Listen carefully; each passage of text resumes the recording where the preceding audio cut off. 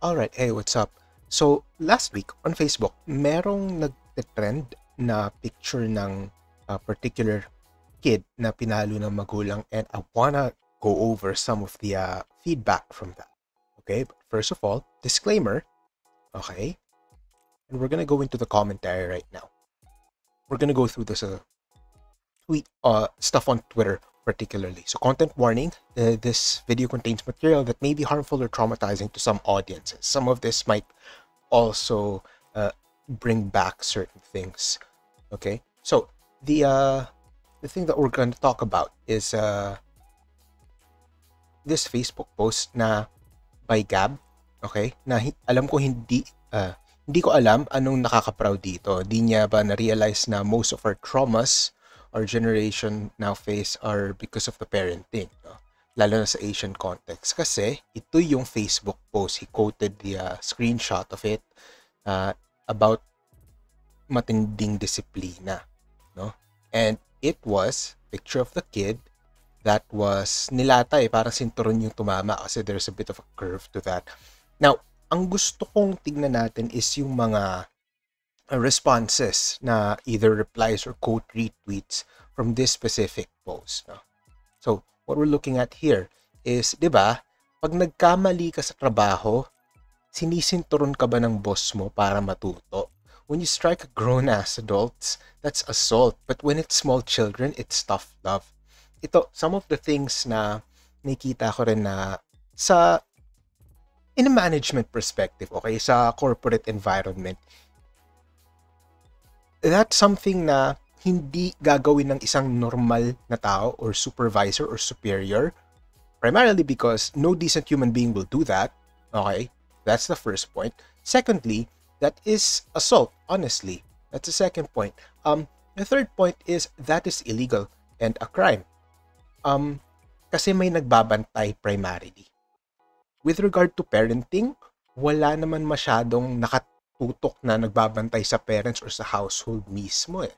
Kaya nagiging parang okay lang gawin to the parents. And for some other weird justification that they have in their head, makita natin yung ibang justification na to down the line. No? Next is, kaya di rin clear sa mga Pinoy kung anong meaning ng abuse kasi di nila malaman kung kailan na sila inaabuso dahil sa ganyang klase ng upbringing. And this also brings up the point ng parang desensitization, no? Na dahil yun yung kinalakihan mo, yun yung kinasanayan mo, nagiging normal sa yun. And so, sometimes, when people end up in relationships na nagiging punching bag sila, to a point, some of them, even though may idea sila na, oh, this can't be right, there's still a form of acceptance there. And all because ganito yung nakasanayan, ganyan yung kinalakihan. And hindi naman always, pero there are individuals in my life na nakikita ko na nagmamanifest yung ganitong form ng belief and outlook. And bro, it takes a while, and it takes a different type of mental gymnastics to be able to unlearn some of these things. Kasi ilang taon mo nang ginawa eh. Tapos yun yung kinalakihan mo. It takes a while. Now, next is, that doesn't look like it was done out of love and discipline, but something out of spite or anger. If I was a child, I wouldn't feel loved at all. I'd feel hated. Time to break the cycle, guys. This shouldn't be part of our culture at all. Discipline does not equal to hurting. And almost all the time, down the line may makikita rin tayong mga response and justifications na yun yung tinatawag nilang tough love, no? But when you think about it, is it really tough love? Or are the parents ill-equipped to actually teach and bring up their child properly? Ayun, ang dami nagsasabi na, since ako personally, I don't have a kid, but I did grow up around a lot of kids, no? Na ang dami magsasabi, hindi mo naman nagigets kasi hindi ka magulang. I'm like, oo, actually. Alam ko na ako mismo meron akong temper, and Sometimes pag naiinis na ako, I just disconnect. Pinapabayaan ko na lang yung situation. And that won't really fly exactly for parenthood. But also, dahil alam kong ganun ako, that's also one of the reasons why hindi ako magiging parent dahil naayoko mag-aanak. Kasi alam kong it's gonna be such a drag, man. And oftentimes, a lot of the parents na may mga kwento, akong naririnig na ganito yung involved o ganito yung situation na low-key child abuse na yung ginagawa nila sa pagpapalaki nila sa mga anak nila. It's tough, man, na nakikita mo na hindi naman talaga sila actually prepared magpalaki ng anak. And sometimes, more often than not, they don't think that far ahead. Na ang nakikita lang is yung image ng perfect family, papalaki ng bata. But yung struggle, papunta doon, na pagpapalaki, even actually yung pregnancy pa lang na yung expenses and cost involved sa pagbibisita ng doktor, sa pa-check up, sa delivery mismo, emergency stuff in case kailangan na maging C-section yung delivery, and all the medications and supplements and supplies and everything. Minsan di nila nako-consider yun, di kasama sa math, and it doesn't check out, and then nagiging overwhelmed yung mga individuals na to, yung mga parents na to. And stuff falls apart. Really, dapat kasama to sa mga tinuturo sa school no?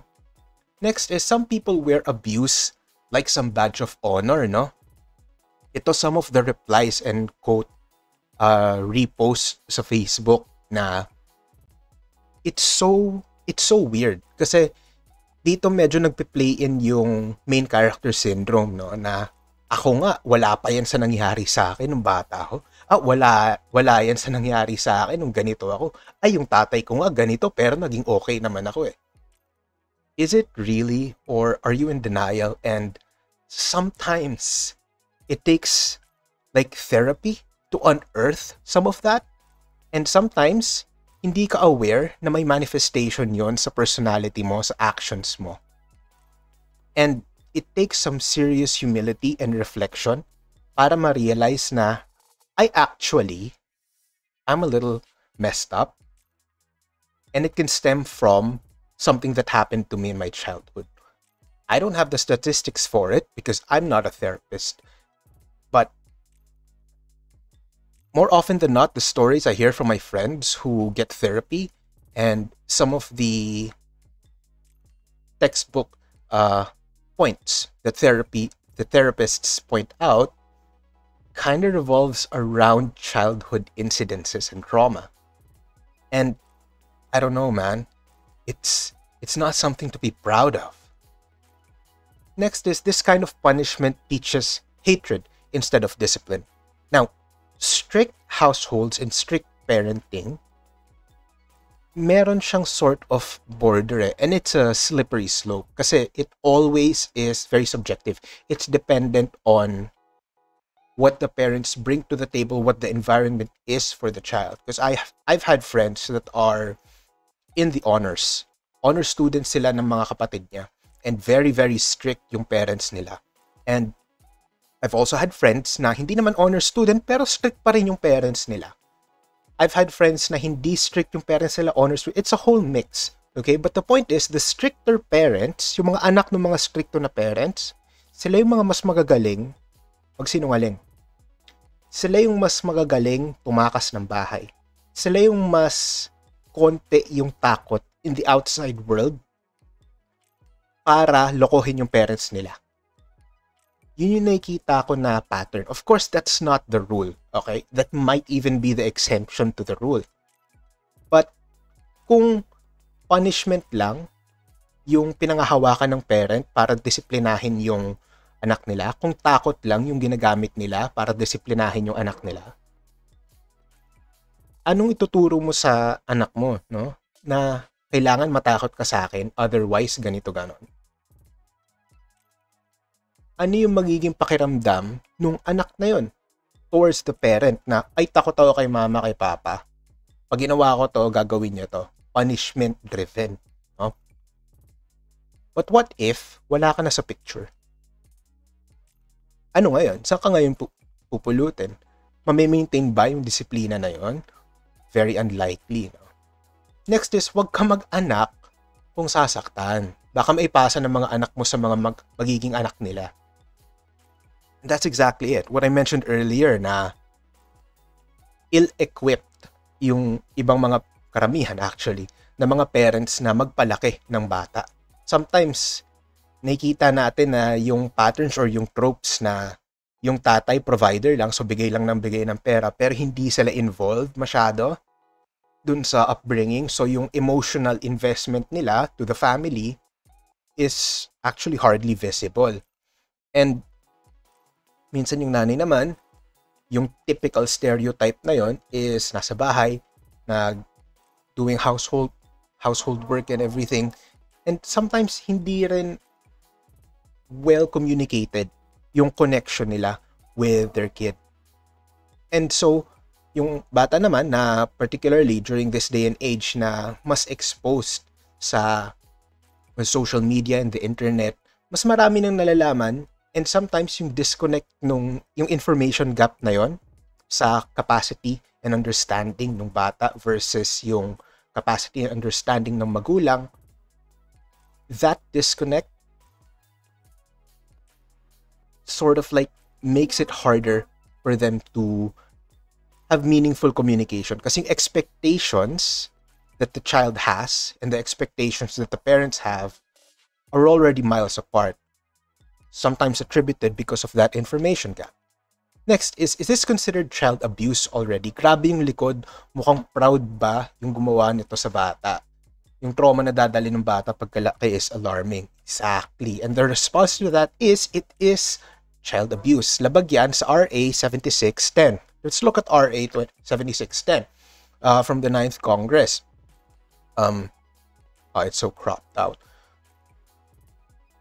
Okay. So, RA 7610 is an act enacted in 1992 providing for stronger deterrence and special protection against child abuse, exploitation, and discrimination, and for other purposes. So this is this thing that is actually a law that the parents of that specific child in that specific post was violating. So it's an offense that's punishable by law. Now, me not being confrontational because so afraid of what the other person would say or how they would react, ganun kasi sa bahay, bawal ang pala sagot. Dito na pumapasok yung old tropes and yung running gags and jokes na lessons from nanay na paluin ka, bakit di ka sumasagot? Pag sumagot ka naman, aba, sumasagot ka na ngayon. Saan mo natutunan yan? And that disconnect and that like trope in a typical Filipino household is, in a way, if you disconnect yourself from it, if you zoom out, it's kind of funny, but if you zoom in and you think about it a little bit, it's messed up, no? Na yung upbringing, bumabalik tayo dun sa inexperience ng parents in actually bringing up a child. But on the other hand, there is actually no handbook in proper parenting. And so you kind of have to play it by ear on the one hand, but also there are some lines you don't cross. But man, that is so, it's a tricky slope, man. Now, next post is, I was raised by my father with this kind of parenting. Sobrang nakaka-traumatize. I'm sorry, pero Pinoy past tense, no? Nakaka-traumatize. Tapos magtataka siya, bakit sobrang layo ng loob ko sa kanya. Until now, na second year college na ako, nararanasan ko pa rin yan. Mas grabe pa daw kasi naranasan niya nung panahon nila. So bumabalik tayo doon, no, na ako nung panahon ko, ako nga kasi ganito. Now, those particular opinions can stem from, actually do stem from personal experience. But some of the things that people who talk like this don't consider is yung personal experience mo and the environment and time kung kailan nangyari sa'yo yun is very different from the personal experience of people now, growing up now, and the environment that we have now. Dati siguro nung panahon ng tatay nito, dial up pa yung internet, so mahirap makakuha ng information and mahirap makita yung how other people are normally treated. Kaya yung baseline nyo at that time ng tatay niya and yung baseline natin ngayon, entirely different. Kasi yung availability of knowledge and experiences that we have to compare na normal ba to or hindi, or may mali na, is very wide. Next is naranasan to ng mom ko. Mas malala, I think, kasi siya nagkikwento sa akin. Proud siya, pero I can't help but think how wrong it is. I mean, gumanda naman pagtrato sa kanila nung lumaki na sila, but the way my mom views it is as a good thing. Find it so problematic. So again, some things like this can be considered na medyo low-key coping mechanism and justification na siya, no? Not to discredit yung experiences nung mother ni OP na growing up, pero it goes back to what I said earlier, na yung environment and person who they were at that time is widely different from the environment and the person who people growing up now is. No? And there are smarter ways to go about this. And those smarter ways is very subjective. But very few instances nito can be justified by violence. Next was physically and emotionally abused as a child by my father for not being the best in everything. Eto, I grew up with a non-existent self-esteem and always doubt my abilities and skill. The trauma has wired my brain, whatever you do, you will never be enough. So this particularly strikes a chord with me kasi may mga kilala rin ako na achievers sila, na magaling sila na tao, and maabilidad din naman sila. But the problem is, because of the upbringing because of the trauma, dumadating sa point na itong final quote na to, na whatever you do, you will never be enough. Natingin nila it's not good enough. Whatever I do, hindi siya enough. And it stems from, like sa case nitong commenter na to, it's because of what the parents were doing while they were growing up during their formative years. Next is, laki ako sa palo at wala akong magandang natutunan. Puro sakit at trauma lang nakukuha ko at never ko yang gagawin sa iba porket yan ang kinalakihan ko. See, some of the good things that came out of this was yung key lesson lang na take away ng mga tao na lumaki sa palo o lumaki sa abusive situations is natutunan nila na when I'm at that position, hindi ko na siya gagawin. And this prevents generational trauma from being passed on.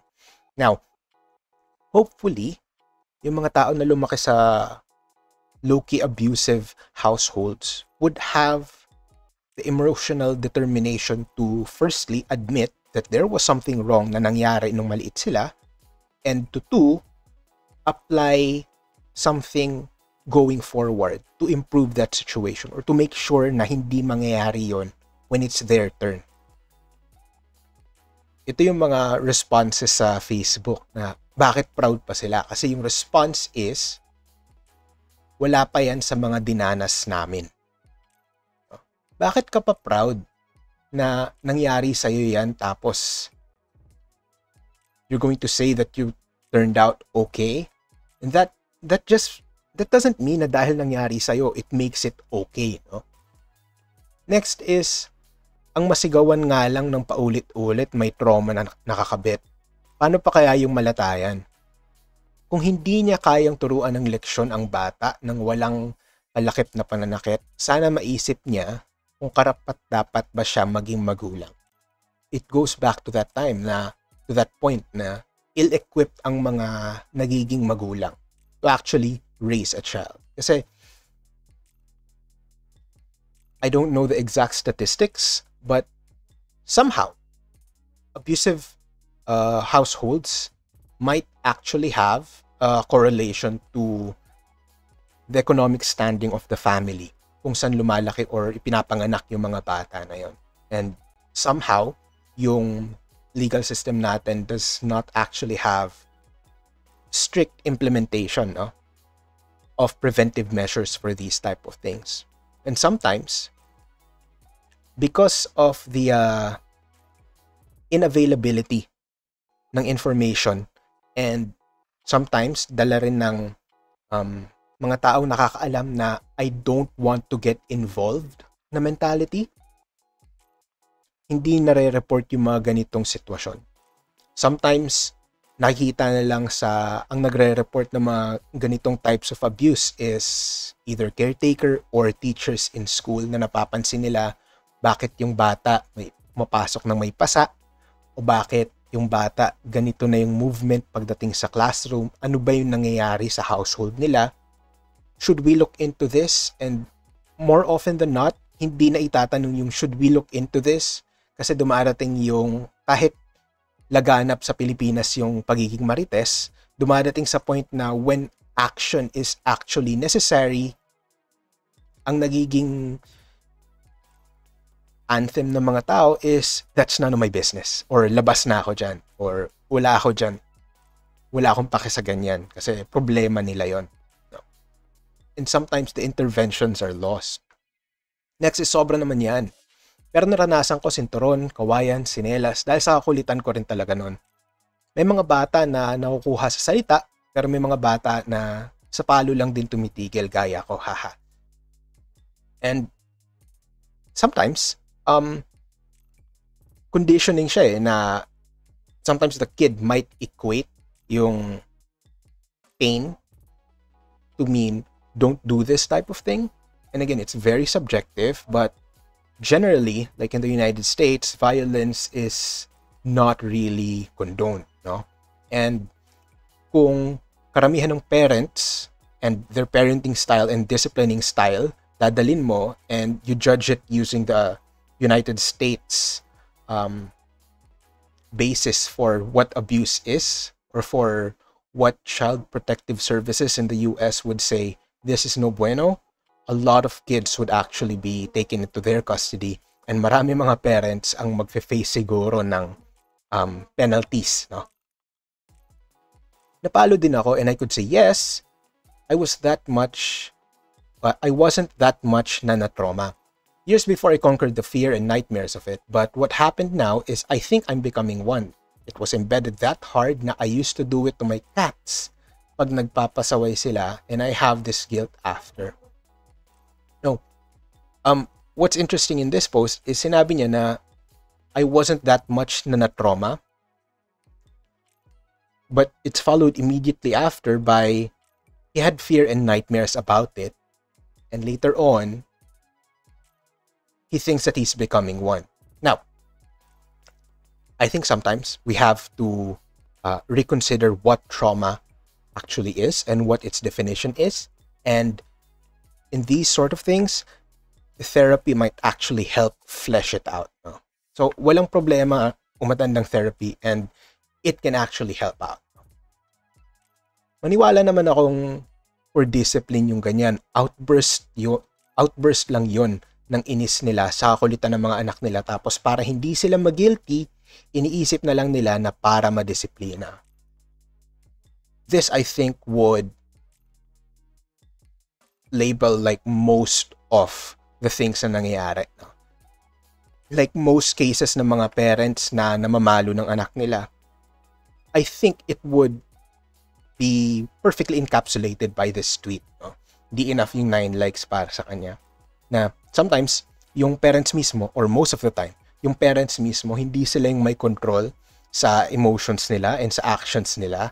Tapos, ironically, papaluin nila yung anak nila. They will physically abuse their child because hindi nila makontrol yung sarili nila, or hindi nila madisiplina yung sarili nila. And they hide it under and justify it as what? Kasi dinidisiplina kita. These are the same parents that ask themselves, why doesn't my kid talk to me anymore?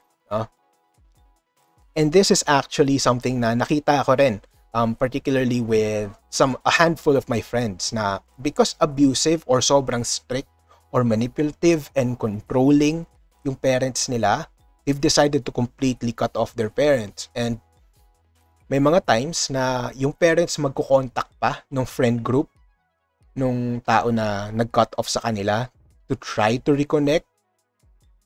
And half the time, parang pa-victim pa yung epekto. Na, ay kasi si ganito, ito yung ginawa, biglang umalis, may mga kinuha pang gamit dito sa bahay, etc., etc. And that is just so toxic, man.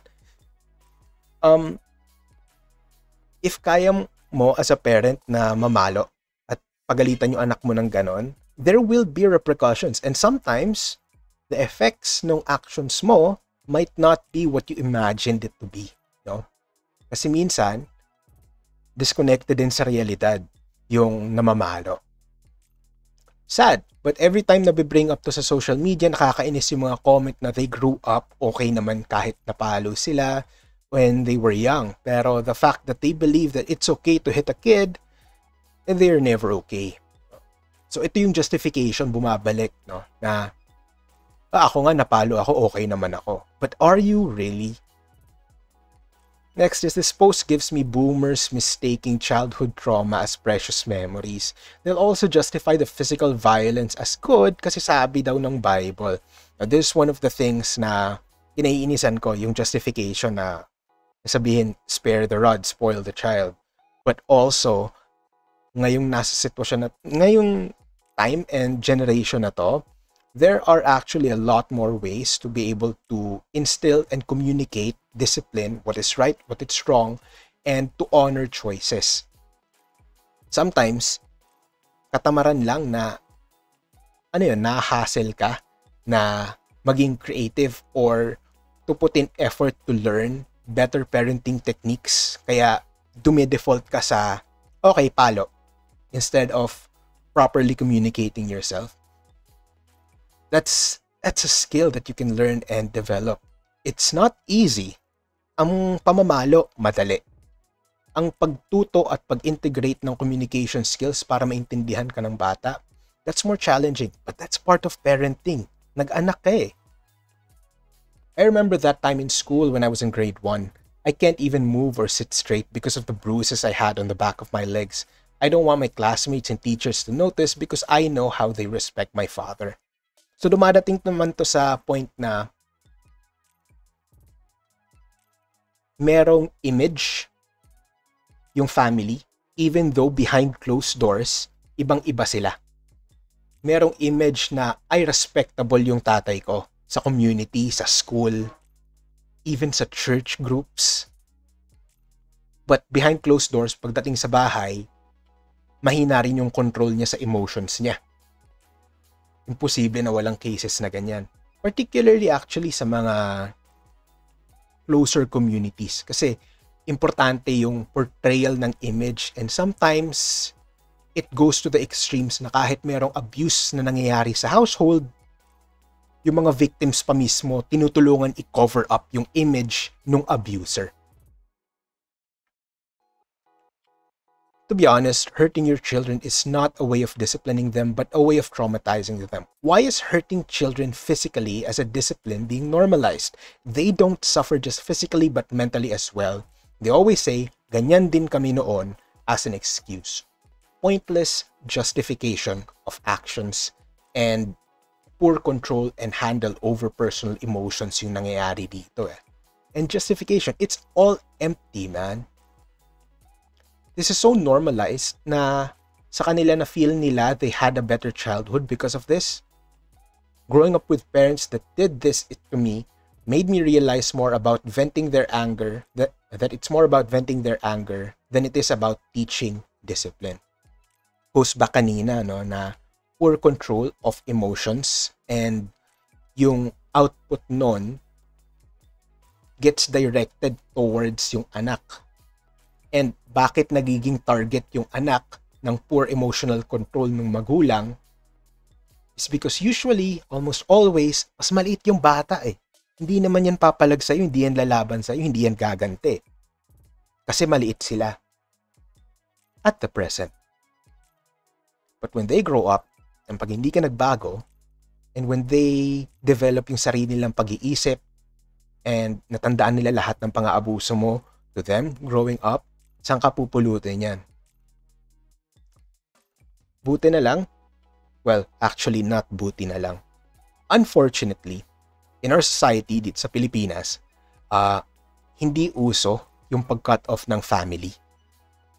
And almost always ang daming nangingialam pag kinut off mo yung pamilya mo, no? But there's a point, no? There's a reason why people cut off family members, and sometimes it stems from what happened to them growing up. I've seen several people in my newsfeed sharing this Facebook post with a caption saying that they've gone through worse. Extremely disgusted with people romanticizing abuse as if it's a requirement to one's childhood. Big fat WTF. It's not a badge of honor. Hindi dahil ikaw pinalo ka o mas yung justification tsaka yung just because ako nga pinapalo ako ng walis tambo, hindi lang yung sinelas o kung anong mahawakan ng nanay ko, yun yung ipapalo niya sa akin. Kaya takbo agad, ganon. It's, on the one hand, it's justification no? And on the other, that might be a coping mechanism, and therapy might be able to flesh out what's actually happening behind that. It's so traumatizing for the child, and use the Bible or the excuse to discipline to justify this acts. Like WTF, you're just going to physically or emotionally abuse your child, then please do not be a parent. It goes back to that, no, na madali naman maging magkaanak, pero hindi madali maging magulang. Nalala ko yung kwento ng dad ko sa akin na he used to hit me with a belt or stick, minsan combo pa when he was younger. Tapos he made a promise to himself that when he has kids of his own, he'd never do the same. Kasi kahit alam niya na discipline doesn't mean inflicting pain. No. So, these are some of the kids that grew up with that sort of abuse and had the mental fortitude, no, and has been able to grow up enough and mature enough para malaman na this kind of trauma shouldn't be generational, na I can change. And again, it all starts with you.